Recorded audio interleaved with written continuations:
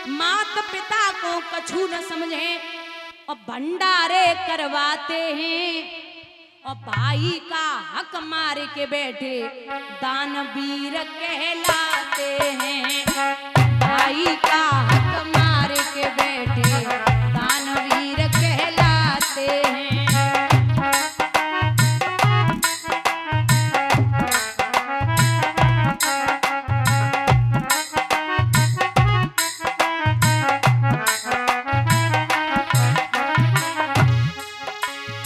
छोटे भाई का हक मारा, बहन से भी अन्याय किया, अपनी सुख सुविधा का लेकिन सबसे बड़ा उपाय किया।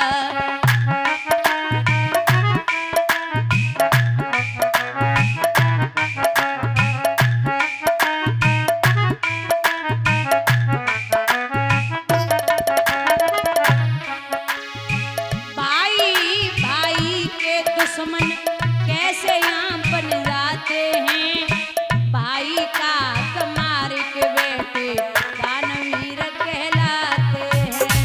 उठा के श्री राधे।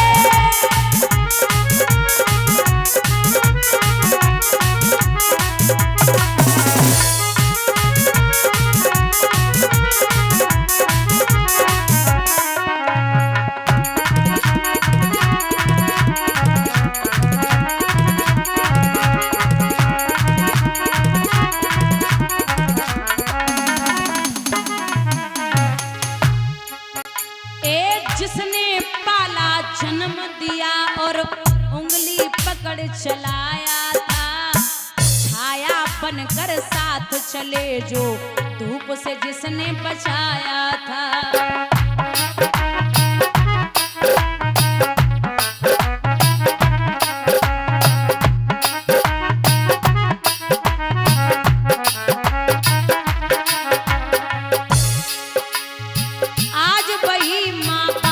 अपने कैसे आंख दिखाते हैं, भाई का हक मार के बेटे दानवीर कहलाते हैं।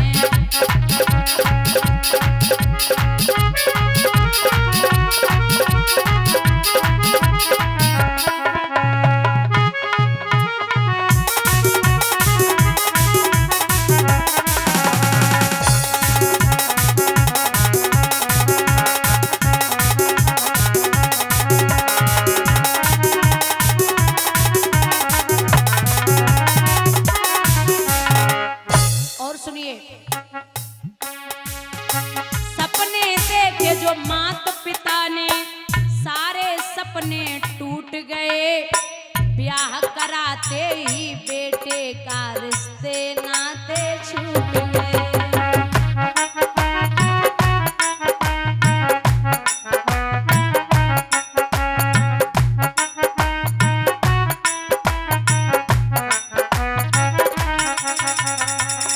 आज की जनरेशन में बहुत कम लोग हैं।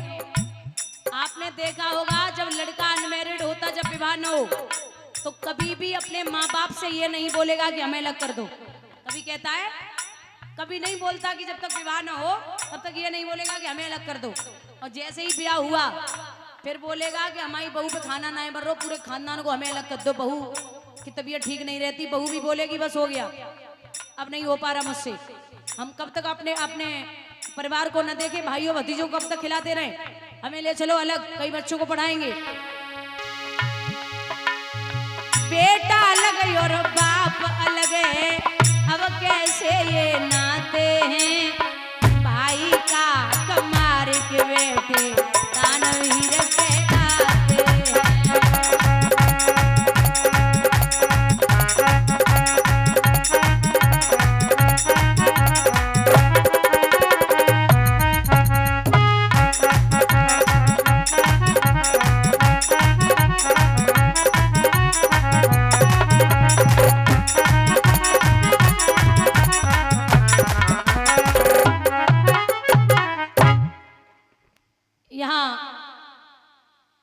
महाराज एक बार विवेकानंद जी खड़े होकर के मन से कह रहे थे कि मां की बराबरी कोई नहीं कर सकता।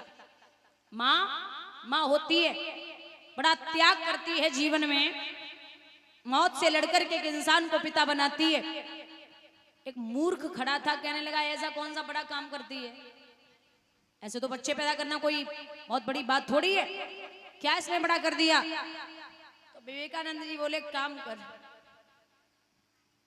एक 2-3 किलो का पत्थर ले ले, एक हाथ में पकड़ ले, फिर बोले बस काम भी कर ले, हाथ में पकड़े ही पकड़े 3 किलो वजन, काम भी कर ले, बैठ भी जा, सो भी जा, लेकिन पत्थर हाथ पे रहने से 3 किलो वजन। बोले पागल हो गए हो क्या, वजन 3 किलो 2 किलो लेके दौड़ूंगा, भागूंगा या चलूंगा, फिरूंगा, खाऊंगा, ये सब कैसे दर्द होने लगेगा, तकलीफ होगी। बोले हाथ में वजन लेने से तेरे हाथ में तकलीफ होगी, सोच ले कि 2-3 किलो वजन माँ तेरे जैसों को लेके पेट में रखती है, न खा पाती ढंग से, न बैठ पाती, न चल पाती, न फिर पाती, न सो पाती, पूरी पूरी रात कभी कभी नींद नहीं आती, कराहती रहती। जब तू पैदा हुआ, पैदा होने के बाद इधर भी बिस्तर गीला करता तो इधर लिटाती, और सर्दियों में इधर भी गीला कर देता तो सीने पे लिटाती, और कपड़े भी गीले कर देता। अब तो बहुत इंतजाम हो गए हैं, अब तो बच्चों को कुछ भी कैसे भी रख लो, है ना, सब बढ़िया व्यवस्था है, बच्चों को अच्छे से रखते, गीला बिस्तर भी नहीं होगा, खुद भी चैन से सो लोगे, टेंशन नहीं रहेगी कि बिस्तर गीला कर देगा। अब बहुत है, अब एक टाइम देखिए जब माँ बाप ने बच्चों को कैसे पाला है। एक बार एक पुरानी तस्वीर बच्चों को दिखानी चाहिए कि जिनको तुम आंख दिखा के बात करते हो कि तुमने हमारे लिए क्या कर डाला, उनकी एक बार तस्वीर देख लो कि तुम्हारे लिए क्या क्या किया, ये आप मत भूला करो। यहां बाढ़ दिए हैं, बाढ़ लेकर के मैया आई, कृष्ण से कहा कि देखो कान्हा, कर्ण को कुछ मत होने देना, ठीक है। सुबह हुआ, सुबह महाराज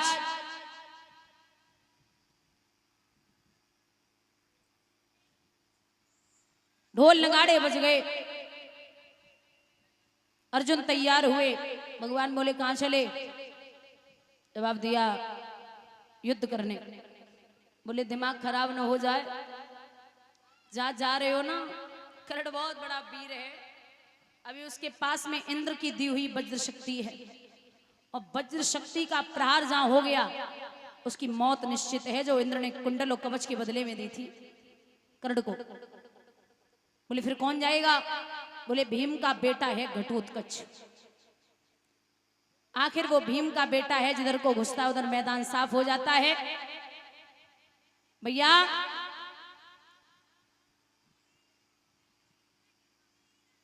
जब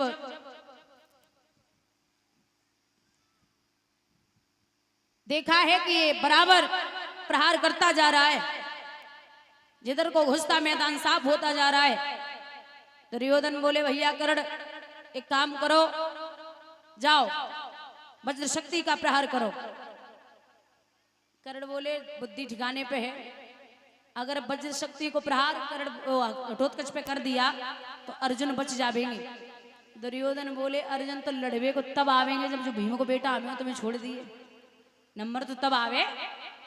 वज्र शक्ति का प्रहार हुआ, भीम का बेटा घटोत्कच उस रणभूमि में गिर पड़ा, जवान बेटा मरा, और बाप को क्रोध आया, भीम ने उठाया दुशासन को, जब तक पीटना बंद नहीं किया, जब तक घूंसे जमाने बंद नहीं किए, जंघा को फाड़ा, सीने पे बैठा, भीम ने दुशासन का वध कर दिया, और जो दुशासन मरे सो दुर्योधन रण छोड़ के भागे।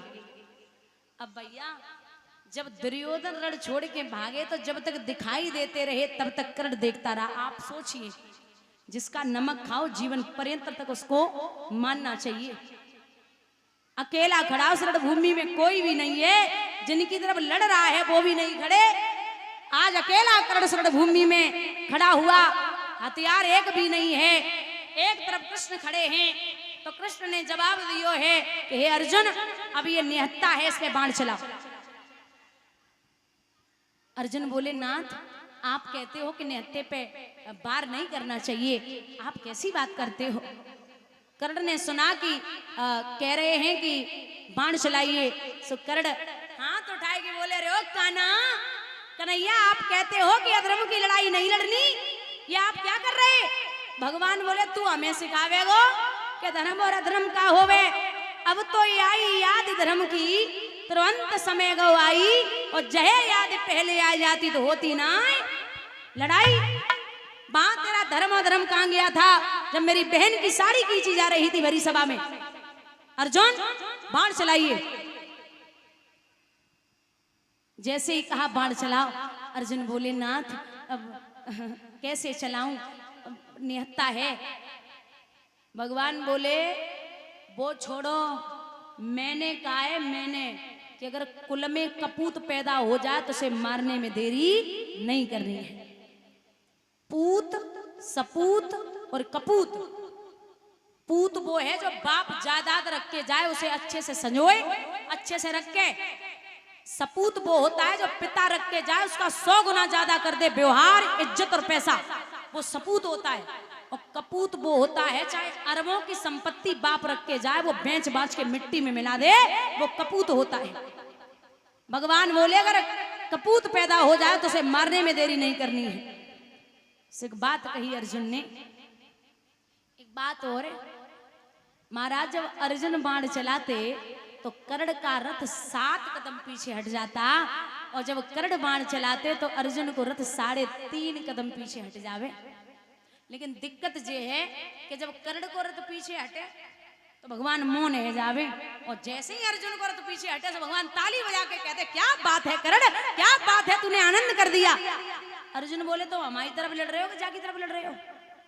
जब ये बाण चलाता, हमारा रथ पीछे हटता तो तुम ताली बजा के मुस्कुरा के कहते हो कि गजब कर दिया, जबकि मेरा रथ ज्यादा बाण हटा रहा है इसका पीछे। भगवान बोले थोड़ी सी शर्म कर ले भैया, पूरी दुनिया को बोझ लेके हम बैठे, पूरी दुनिया को बोझ लेके हम बैठे, तब ये वीर रथ को 3.5 कदम पीछे हटा रहा है। ध्वजा पर हम विराजमान हनुमान जी को किए हुए हैं, तब ये 3.5 कदम हटा रहा है। अर्जुन अगर मैं न होता रथ पे तो जब मान ले न तुम्हारा पता चलतो ना रथ को पता चलतो, बोलिए गोविंद भगवान की, ये कितना बड़ा वीर होगा। सुनिए अर्जुन ने एक बात कही है, कहा ना